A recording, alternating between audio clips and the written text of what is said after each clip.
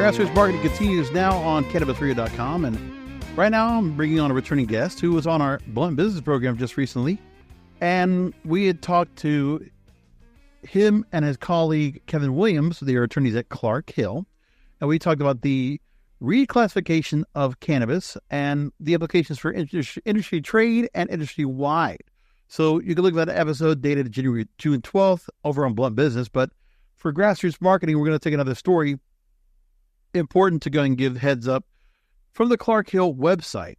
And at clarkhill.com under news and events, you can find the blog post on the intersection between marijuana and the Second Amendment, what gun owners need to know. Just to summarize on this really quickly, it's about the legal conflict between federal and state cannabis laws and where it impacts gun owners, because now federal law, where it classifies cannabis as Schedule 1, was prohibiting gun ownership for users.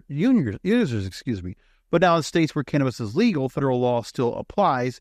So now we're in a conundrum where gun owners who use cannabis for medical or adult use purposes, there's an issue regarding the change from Schedule 1 to Schedule 3. So I'm here with Craig Small, the other colleague from Clark Hill, who's going to speak about that. What is the distinction that gun owners need to understand as to what the rescheduling has changed now the Schedule 3 is going to be put into play? Well, thank you, Roscoe, and thank you for having me back. I certainly appreciate your show and all the hard work you put into it. Thank you. So what kind of attracted me to this subject is Second Amendment rights certainly are a hot topic issue in the United States. I would like to say today, but it seems like it has been for all time. But certainly as cannabis users are moving forward their lives, as approximately 70% of the U.S. is a cannabis user at some point or another, it becomes more important to understand how cannabis use can affect other areas of your life that you may not realize are affected. And so as a firearm owner myself, and I'm the rare cannabis attorney who actually doesn't use cannabis, it doesn't actually affect me personally. But as friends with many cannabis users and firearm users, certainly I want your audience to know that by having a firearm, you are technically in violation of federal law of having a firearm, while also being an unlawful user of a controlled one substance under federal law. And that could have drastic consequences on your federal rights, certainly a fine, certainly prison time. So it's something I want users to be aware of. Where this kind of is moving forward is the monumental change with the DEA noticed a proposed rulemaking session to change marijuana from a Schedule 1 substance to a Schedule 3 substance. And there's certainly a lot of discussion to be had around that. But for purposes of this podcast, by changing it to a Schedule 3, you're now bringing marijuana into a federal legalization system. Certainly not quite the system that we're seeing in place today. I don't know what that system's going to look like. But now, once it's labeled as a Schedule 3 drug, it can be lawfully used, and therefore cannot be grounds for denying cannabis users the right to bear arms.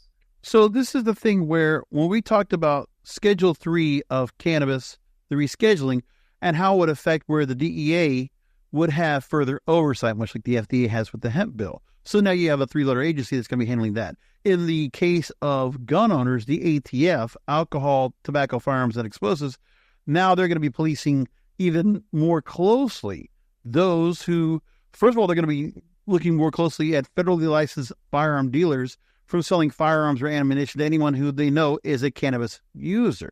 That's from the Marijuana Policy Project. They make that point across as well. But if we're looking at what the legislators have been worried about when it comes to Second Amendment, they're always worried about the gun control, about what types of weapons citizens can have. So they're always been worried about assault rifles, hunting rifles, and maybe even limiting the amount of handguns that are allowed. But what is it?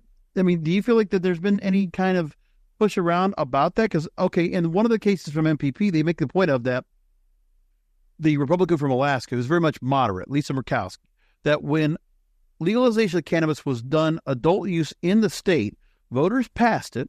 It was an amendment. And then she became an advocate for protecting Second Amendment rights for constituents who choose to use it. And also, advocates were urging the NRA, National Rifle Association, and other Second Amendment advocacy organizations to defend the consumer rights of cannabis users. So we've seen only, publicly about the gun control issues in that respect, but never really talk about the gun control issues for those that might be, mentally incapacitated or feel like if they're under the influence of alcohol or tobacco, or if they think cannabis is something that's influential, that in that same respect, they really haven't talked much about that, or anyone that has any kind of a medical history of mental illness, those kind of things where there's any kind of psychological or just any kind of neurological differences. That hasn't been the part that's ever been focused on, but is that something you're seeing that might be focused on more now? You're actually hitting it right on the head. That's where the discussion should be going, is not so much per se rights to take away firearms or per se rights to keep firearms. There's a larger issue at stake here, and that is mental health. Certainly a larger topic than I'm ready to speak on today. But the cases on cannabis and Second Amendment rights that intersect start highlighting these areas that need to be discussed. And that's where the case I cite in my article, I got so many cases in my head. Let me just go to it to make sure I cite it correctly. But United States District Court for the Western District of Oklahoma, that is the Jared Williamson case, I believe. Right, February 3rd, the U.S. District Court, Western District of Columbia, it was dismissing criminal charges against defendant Jared Michael Harrison on grounds federal law prohibited his ownership of firearms in connection with lawful state use of cannabis, unconstitutional restriction of his Second Amendment rights. So that's a case that's gone in a district court, but, is that case going to be something now that since it was dismissed, so we're not going to deal with anything where the Supreme Court will have some kind of talk about this. Nothing has to be escalated at the district court level. It was dismissed. So Second Amendment rights stayed in favor for that person, regardless of his cannabis use. Right. It was dismissed, but actually the federal government filed an appeal, and that appeal was abated, pending another U.S. Supreme Court case that was decided just last month, U.S. versus Rahimi. And U.S. versus Rahimi even goes more to the point we're talking about, although not in the context of cannabis. But in U.S. versus Rahimi, Rahimi was a subject of a civil protection order with domestic violence implications. And so there the question was, can his Second Amendment rights be taken away? Can his firearms be taken away pending the results of a civil protection order? In that case, the Supreme Court issued its ruling saying, yes, it can, because going back to the Second Amendment rights, it's not a per se category of if you're this or if you're not that. It goes back to, are you fundamentally a person who is has a crime of violence or actual use or threat of violence? What type of individual are you that would require a firearm to be taken away? And to kind of circle this back to the mental health aspect of this, that's where it needs to go, is a better understanding of mental health of individuals and analysis of individuals and determination of the science of mental health to determine whether individuals are likely to pose a threat to others. And if so, then the firearm should be taken. But that's not the current state of the law. But in the current, right now, what you said in the article, that Oklahoma is not the only state that's dealt with challenging cannabis consumers' rights to own firearms. It's also being argued or have been decided in Florida, Texas, or elsewhere. So one of these cases, do you see it where it could be escalated and appealed to the Supreme Court? Do you think we'll get to that point where one of these cases will have to be determined by the Supreme Court? Well, with the rescheduling from 1 to 3 by the DEA, that may not be necessary because it takes away a lot of the arguments that the ATF uses in their memo. When you go to purchase a firearm, before they issue that firearm to you, you have to do a national a NICS test. I'm sorry for referencing my notes so much. Like I said, I got a lot going on in my head. No, you're fine. You're fine. Yeah. So... but the other thing I got to make of is this. All right, so on the court end, we can see if something's going to happen where, there might be a case that gets brought up, and if it has to go and lead up to the highest court in the land to determine, because of all these cases, one of them might rise to that level.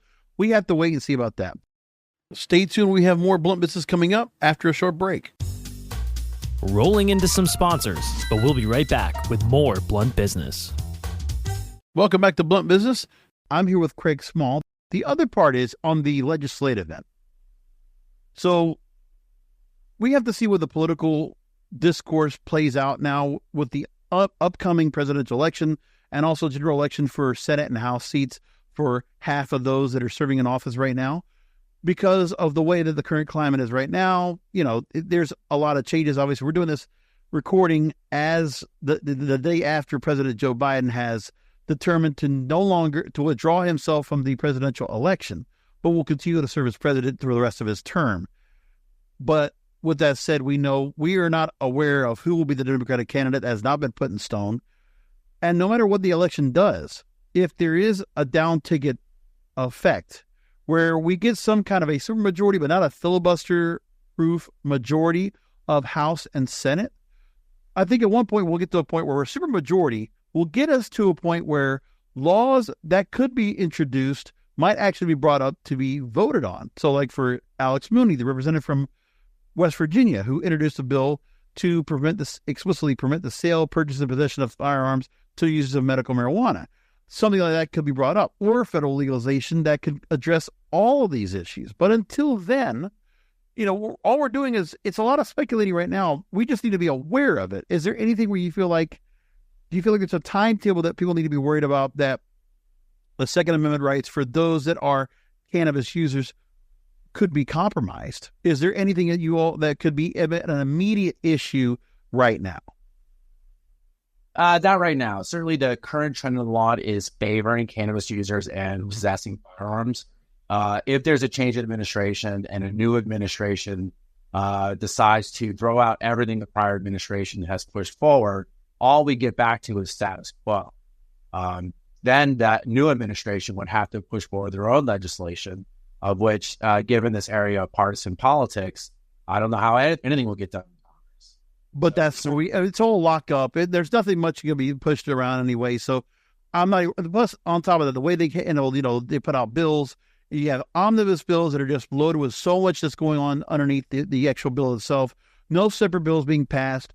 That's why nothing's going to get done. But I got to ask about this now. Because of the rescheduling of cannabis, we know that there's going to be more research being done from the medical front.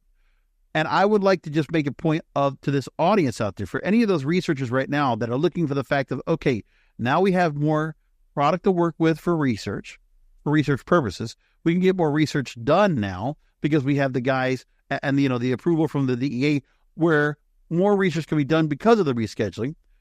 I would love to see some research being done by whichever university, academic institution, researcher, whoever it is. I'd love to see a white paper. I'd love to see something that shows what is the effect of cannabis use on someone that handles heavy machinery, handles a firearm, or what have you. I'd like to be able to see research that gives us that kind of input to counteract any kind of argument from a legislative or courtroom level. What do you say? I agree 100% with you. And certainly there's already a large body of scientific medical knowledge on cannabis and its effect on the human body. I would like to see research on cannabis and aggression. I'd like to see cannabis and impulse control. I'd like to see maybe reverse engineer it and look at people who are committing firearms violence and see what common characteristics those people have, and then do a cannabis study against those common characteristics to see if there's any overlap. I'll give you these test examples. Veterans. Give me somebody from the military who's well-versed and well-skilled in handling firearms, using them in various different climates and various different environments. And I guarantee you, a lot of the military, maybe they might not have had medical marijuana at the time, or they might have found a way to get themselves access to various, drugs, whatever they might be, when they were out overseas or they were, on duty, they were being assigned. I can see where some of that comes up. And if they could just show like their past use and show there are no significant effects, there's no entourage effect or anything like that dissuades anyone from being able to use a firearm effectively and, carefully. They can use it properly, under the rights of what they are given in the Second Amendment. They're using it for self-defense. They're using it for, various recreational purposes and nothing more. Yeah, that'd be an interesting study, because certainly there's a long history of marijuana use in the military, both for currently serving armed forces and veterans. So, that certainly would be a great macro study and a long-term study to track people as they go through their military career and post-military career on their use of marijuana, and any instances of violence that may surround them that they may be a part of. I would love to see that. I think that will be extremely important for what we're doing here. Just to go ahead and bring the awareness out to the community that we need to go ahead and see something like this happen where, all right, now we have the opportunities that what this rescheduling is going to give us. So now we know that some more opening. Again, the government they have recognized cannabis. They recognize that there's not the kind of damage or narrative that we've been hearing for years. They're accepting that. We had how many different researchers and scholars that actually, upon the rescheduling, to recommend the rescheduling from the Health and Human Services, they received themselves. All these three-letter agencies are proving our point. And so even the fact that on the ATF, now they can scale back a bit on their control and their oversight over cannabis changes as well. So let's, as the cannabis industry itself, take advantage of these opportunities from the research end, from be able to go ahead and let it where, there's ways to do it. I want to just recommend this. I want to highly implore that the academic institutions around there that are going to be doing work on cannabis use, take a look at this because this is very important. And I'll tell you, if you are advocating for the fact that Second Amendment users, gun owners themselves, they can be allowed to be cannabis users, that only helps the industry itself.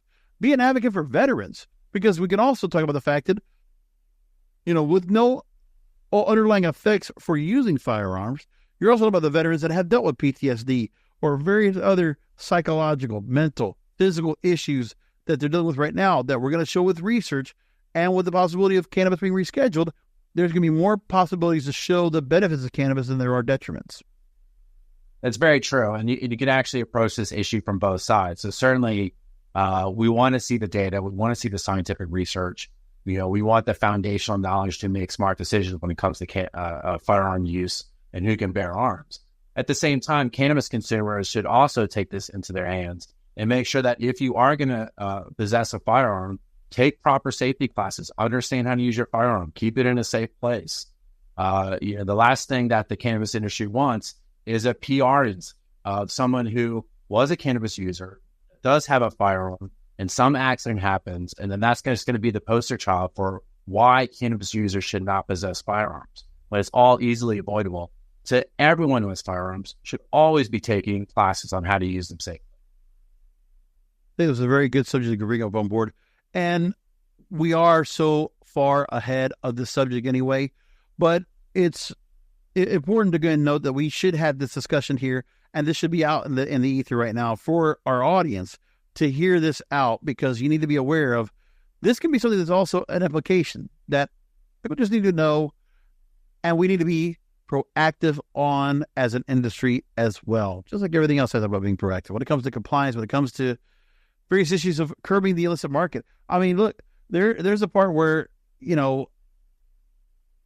there are various other drugs out there that can impair anybody from using a handgun or from driving or for whatever they're doing, that is much worse that we know of right now. And that's not being curbed.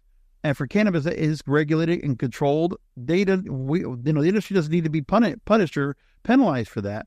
And I think the federal government right now is starting to look at that. The state governments obviously see that, with more and more states greenlighting adult use every day. Right now, where I'm at in Florida, I'm waiting for it to go and come through with an amendment.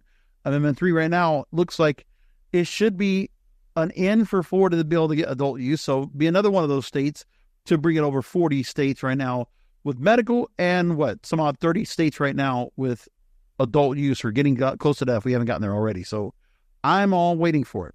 But proactivism right now is key, and staying ahead and being the tip of the spear when it comes to these kind of issues.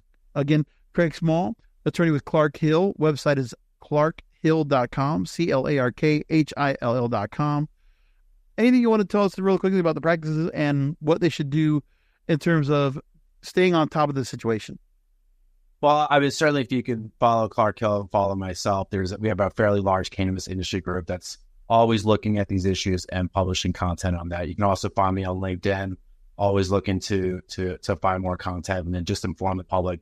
This is an industry that has been asking for regulation since its inception and is mostly self-regulated from a grassroots up. So certainly all your listeners, they are part of the movement. They are the grassroots. And so any impetus of any change in this industry is going to come from the individuals listening to this show. Sounds great. Thank you so much, Craig. Really appreciate it. Thanks for taking time out. Thank you, sir. Stay tuned. We have more Blunt Business coming up after a short break. Rolling into some sponsors, but we'll be right back with more Blunt Business.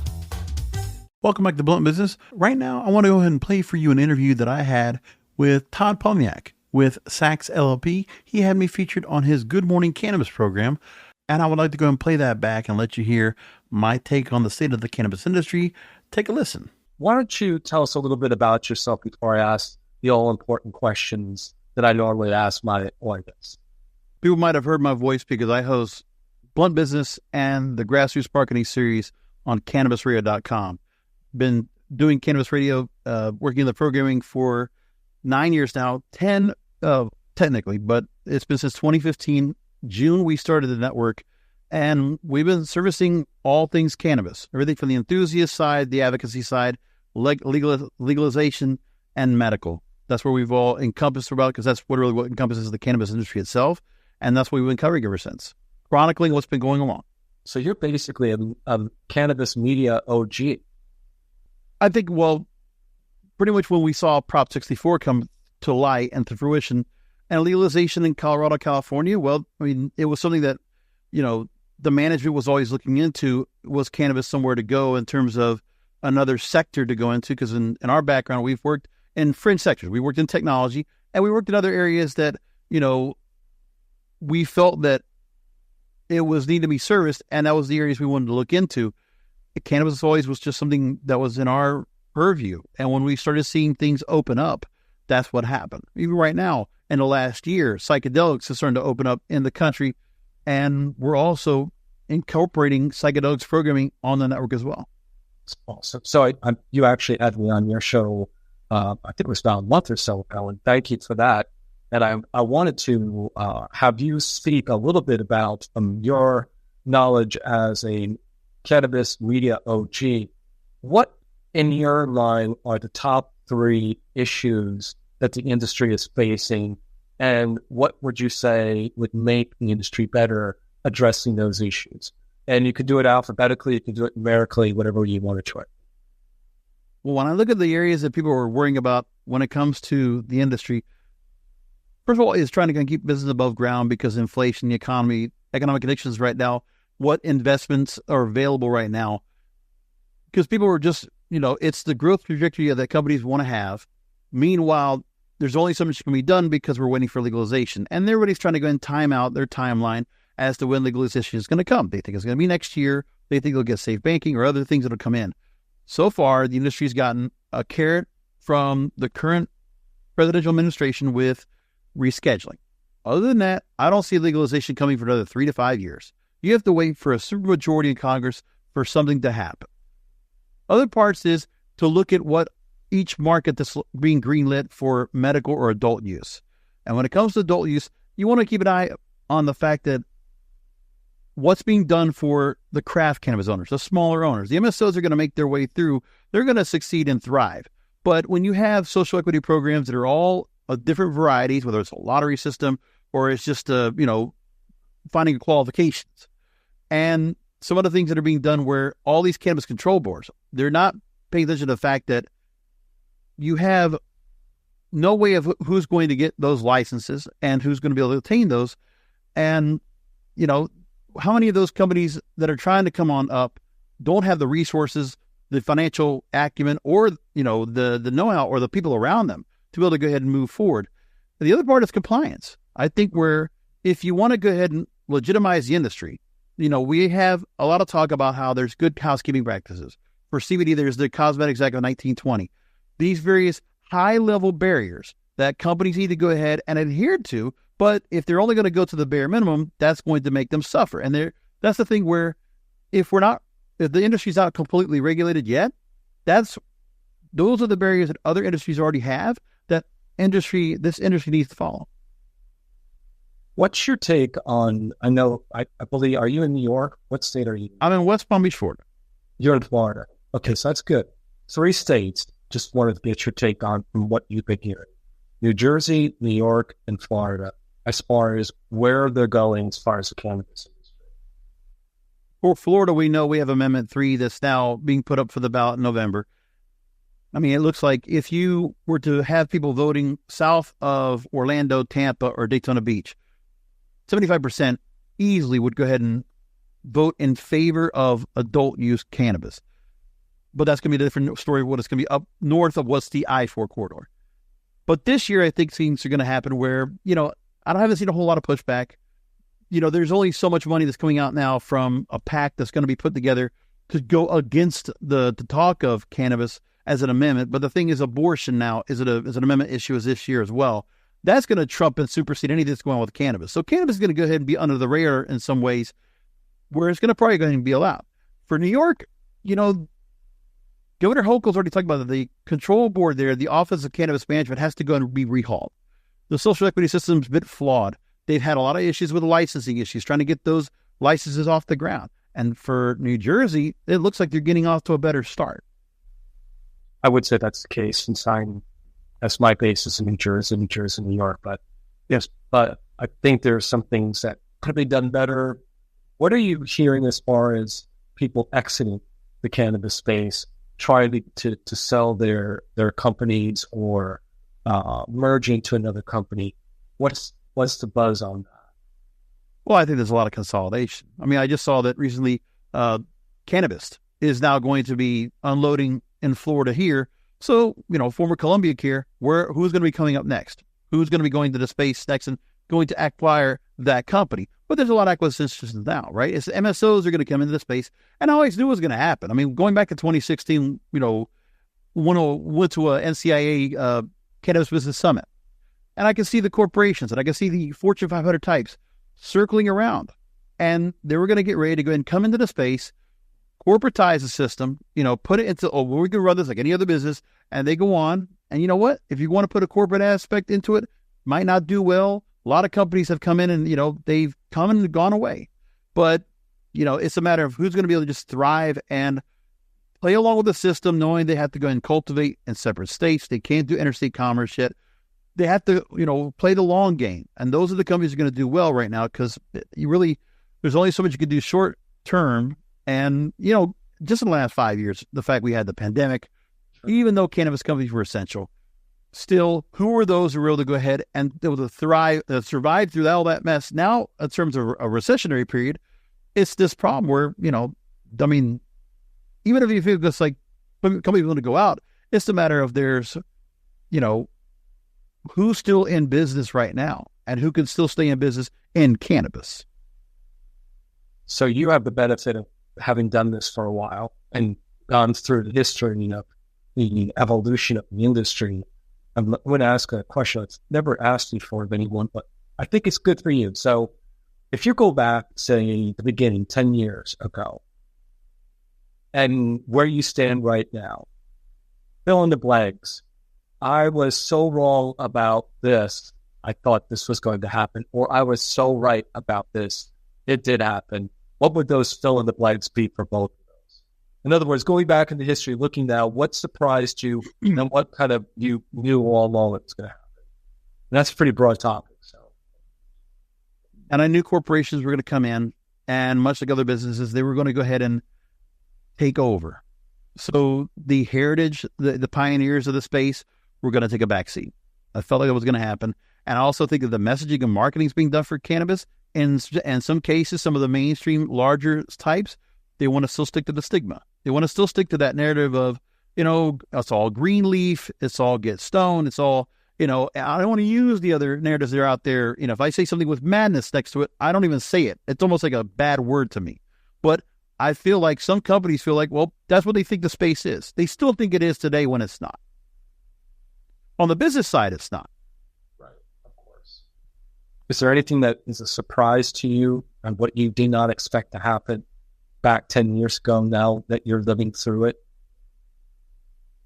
On anything related to the planet? I think the happy talk, the wishful thinking of those that are, well, they always like to say it's like cautiously optimistic. That was always the word I've always heard about with the industry, that everyone wants to go ahead and talk happy talk. Oh, we're going to get legalized. Oh, we're going to be able to do everything else. And we're going to be, all over the place in no time. And I think that's the part that is surprising, that how many people are kind of, I don't want to say delusional, but I think they're just, you got to just read in a little bit more of reality and just say, it's not going to happen as quick as you think it's going to. Yeah. Reality sets in eventually. I mean, I don't want to go ahead and put down anybody that wants to feel that way. I mean, you're welcome to have it, but there's not a lobbying money to go into the policymakers. When you're with the help of tobacco and alcohol, there might be $40 billion being put into lobbying to those policymakers who are the arbiters that'll be able to go ahead and get the laws passed. We already know there's a dozen bills that have already been written and ready to go ahead and be put to the vote. Well, and they've gone through committee. Oh, they've been passed through committee. They've gone through this. Okay, but then where's the vote? You got to get these people paid to go and do it. Let's just talk the systems the way it is. If Big Pharma can spend $200 billion easily on making sure to go ahead and stop, the passage of cannabis legalization, well, and where's the money coming from?